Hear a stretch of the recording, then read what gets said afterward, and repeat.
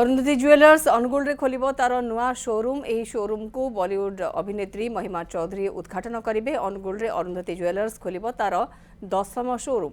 ए घोषणा करिसेंती Arundhati jewellers managing director ब्रह्मानंद मेहर। आसंताकाली बॉलीवुड अभिनेत्री महिमा चौधरी एहार शुभ उद्घाटन करिवे।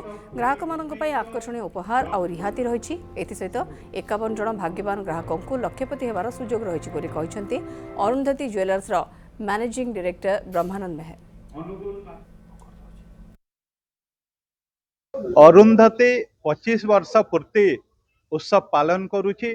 ओडिया माटीर स्वर्ष भरसार 25 वर्ष पालन अवसर रे एबे अरुंधति तार 10म शाखा अनुगुल ठारे आसंता 28 तारिख रविवार दिन 11 घंटे ओपनिंग करिवार कार्यक्रम रखा जाइछि।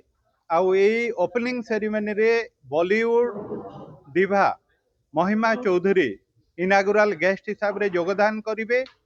अनुगुलवासी को आपण मानक माध्यम रे आमे सादर निमंत्रण करुछु।